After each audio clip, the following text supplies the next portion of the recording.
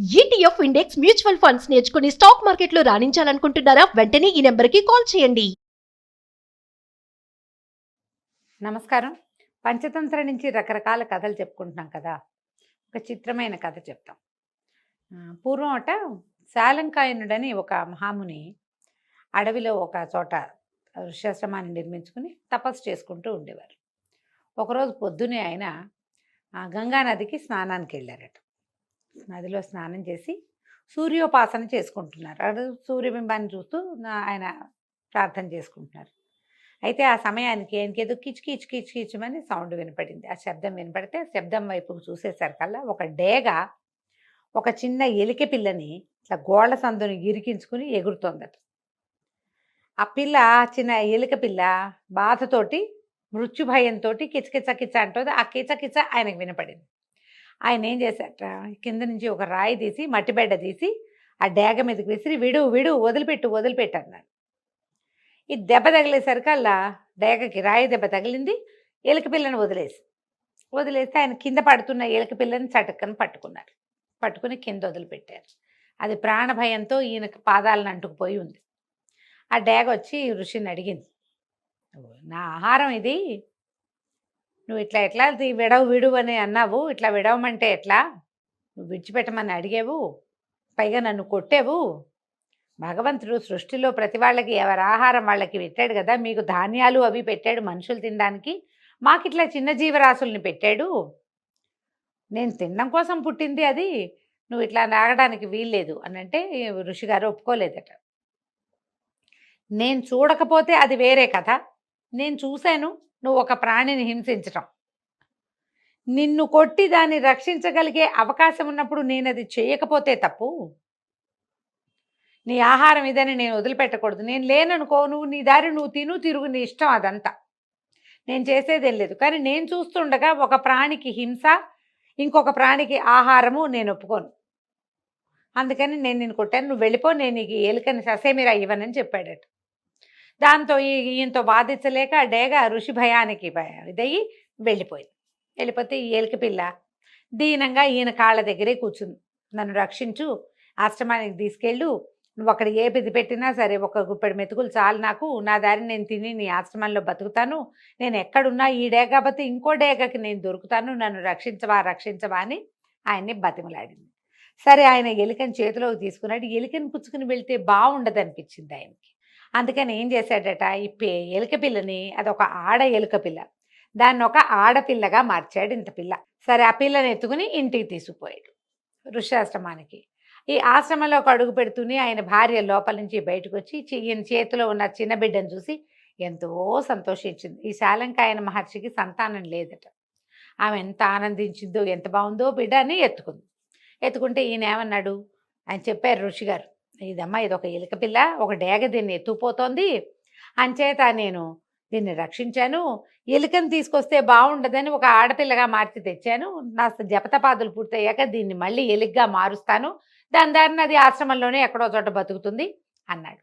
అంటే ఆవిడ ఒప్పుకోలేదు. అమ్మగారు గురుపత్ని అంటే ఋషిపత్ని ఏమంది, వద్దు వద్దు, మనకు ఎలాగో సంతానం లేదు, ఒక ఆడబిడ్డని పెంచే ముచ్చట తీరుతుంది నాకు, దీన్ని ఆడపిల్లగానే ఉంచండి అని అడిగింది. ఆయన భార్య కోరికని కాదనకుండా సరేలే అన్నాడు. పిల్ల చక్కగా ఈవిడ పోషించింది, ఆవు పాలతోటి వాటితోటి సాలిధాన్యాన్ని అవి పెట్టి ఆవు పాలు పోసి పిల్లని పెంచింది. పిల్ల చక్కగా చంద్రకళలు పెరిగినట్టుగా రోజుకొక కళగా చక్కగా పెరిగి పెద్దదైంది. పిల్లకి 8-9 సంవత్సరాలు వచ్చినాయి. అష్టవర్షాత్ భవేత్ కన్య అంటారు అనేవాళ్ళు పాత రోజుల్లో. అయితే ఈ పాపకి 8-9 సంవత్సరాలు రాగానే చెప్పింది ఆవిడ, పిల్లకి పెళ్లి చేయాలి, ఇంకా వివాహం నిశ్చయం చేసి వివాహం చేస్తే బాగుంటుంది, పిల్లని పెంచాం, ఆమె కన్యాదానం కూడా చేస్తే మనకు ఆ ఫలితం కూడా లభిస్తుందని ఆవిడ అమ్మగారు చాలా ముచ్చటపడ్డారు. అయితే ఇప్పుడు తన పిల్లకి సరిపడా వరుడెవరు అని ఆయన ఆలోచించి ఏమనుకున్నాడు, పుత్ర వ్యామోహం వచ్చేసింది ఆయనకి, పుత్రికా వ్యామోహం. అందుకని రోజు తను అర్చిస్తాడు కదా, పొద్దున్నే సూర్యారాధన సూర్యోపాసన చేస్తాడు. ఆ సూర్యుడికి నమస్కారం చేస్తూ, అయ్యా నువ్వు ఎన్నో వరాలు ఇచ్చావు నాకు, ఈ వరాన్ని కూడా ఇవ్వు, నేను పెంచిన ఈ ఆడపిల్లని వివాహం చేసుకుంటావా అని సూర్యుడిని అడిగాడు. ఆయన సరేనన్నాడు. ఈ పిల్ల ఆయన సరేనని వచ్చేసరికల్లా ఈ చిన్న పిల్లని పిలిచాడమ్మా, ఇతన్ని వివాహం చేసుకుంటావా అంటే, అబ్బో చండ ప్రచండంగా ఉన్నాడు నాయన, ఆయన ఎంత వేడిగా ఉన్నాడో, ఇంత వేడివాడు నాకొద్దు, ఇంతకంటే గొప్పవాడు ఎవడైనా ఉంటే పెళ్లి చేయి నాకు అనగానే సూర్యుడు ఆ మాట వినేశాడు. అది పూర్వాశ్రమంలో ఏలిక అని ఆయనకు తెలిసింది కూడా. సరే అనుకుని ఆయన ఏమన్నాడు, నాకంటే గొప్పవాడంటే మేఘుడు నాకంటే గొప్పవాడు, అప్పుడప్పుడు మేఘం నన్ను కప్పేస్తుంది కూడా, కాబట్టి గురు ఆచార్యవర్య మీరు ఈయన అడగండి, మేఘుడిని అడగండి అని సూర్యుడు వెళ్ళిపోయాడు. ఈ ఋషిగారు శాలంకాయన మహర్షి మేఘాన్ని పిలిచాడు. ఆ మేఘుడిని చూపించాడు కూతురికి. అమ్మ ఈయన్ని వివాహం చేసుకుంటావా అని. ఇదేమిటి నాన్న ఇంత నల్లగా ఉన్నాడు, పైగా ఏమిటో జలధారలు ఉన్నాయి, ఈయన లోపలంతా జడము, ఆ నీళ్ళు ఎక్కువగా ఉండేసరికల్లా నల్లగా ఉంటాడు, కదలలేడు, నిదానంగా కదులుతాడు, ఇంతకంటే గొప్పవాడు చురుకైన వాడు ఎవడైనా ఉంటే వాడిని చూడమంది అనేసరికల్లా ఈ మేఘుడిని కూడా పంపించాడు.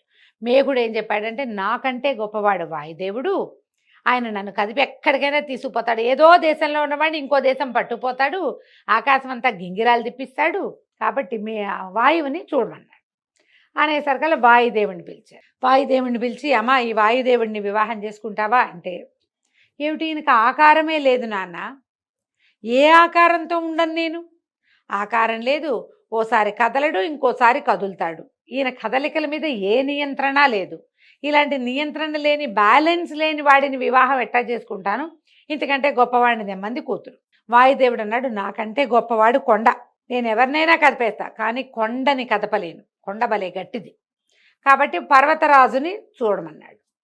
ఈ ఋషిగారి పిల్లని వెంబడి పెట్టుకుని పర్వతరాజు దగ్గరికి వెళ్ళాడు. ఆ పర్వతరాజా మా అమ్మాయిని వివాహం చేసుకుంటావా అని ఆయన అడిగితే ఆయన సరేనన్నాడు.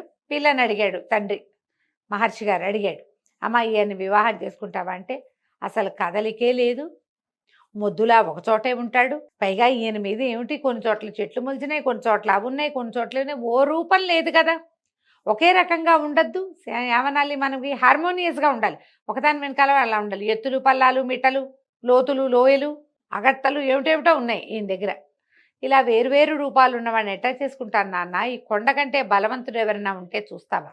పర్వతరాజుకు తెలుసు ఈ పిల్ల పూర్వాశ్రమంలో ఏలికని. ఆయన ఏమన్నాడంటే, నాకంటే బలవంతుడు ఇక్కడున్న మూషికరాజు, అతను నా లోపల బొరియలు పెట్టగలడు, నేను ఇంత కొండనే కానీ నన్ను తొలిచేవాడు మూషికరాజు అనగానే ఈయన మూషికరాజుని పిలిచాడు ఋషిగారు. ఆ మూషికరాజు అక్కడ ఉన్న పెద్ద ఎలుకల సమూహానికి రాజు, మహాబలవంతుడుగా ఉన్న ఒక పెద్ద ఎలుక. ఆ ఎలుక వచ్చేసరికి ఆ పిల్లకి ఒళ్ళు గగురు పొడిచిందట, అది ఎందుకంటే ఎలుక భావాలు ఉన్నాయి దాని లోపల. అప్పుడు ఏమంది, సంతోషించి, నాన్న నన్ను ఎలుగ్గా మార్చేసేయి, నన్ను ఈయనకి ఇచ్చి వివాహం చెయ్యి, నా జాతివాడు, నా జాతిలో బలమైన వాడు, నాకు ఇతను సరిపోతాడు అనగానే ఈయన అనుకున్నాడు, ఎలా పెంచినా కూడా తన సొంత జాతినే వెతుక్కుంటూ వెళ్ళిపోతుంది కదా అని ఈ పిల్లని, ఆడపిల్లని ఎలుకగా మార్చి ఆ ఆడ ఎలుకని అక్కడున్న మూషికరాజుకిచ్చి వివాహం చేసి కన్యాదాన ఫలితం పొంది శాలంకాయన మహర్షి వెళ్ళిపోయాడు. ఈ కథలో చూడండి, ఎవరైనా సరే మనలాంటి వాళ్లే కావాలని మనం కోరుకుంటాం, మనది కానిది ఎంత గొప్పదైనా మనకొద్దు, ఇలాంటి ఆలోచన ధోరణి పూర్వకాలంలోనూ ఉండేది, ఇప్పుడు కూడా ఉంటుందని చెప్పటానికి ఈ కథను చెప్పారు. మూషిక వధువు కథ అంటే పెళ్లి కూతురు, ఎలుక పెళ్లి కూతురి కథ అనమాట. ఈ కథ కనుక మీకు నచ్చినట్లయితే లైక్ చేయండి, షేర్ చేయండి. మరిన్ని ఇంట్రెస్టింగ్ కథల కోసం సుమన్ టీవీకి సబ్స్క్రైబ్ చేసుకోండి.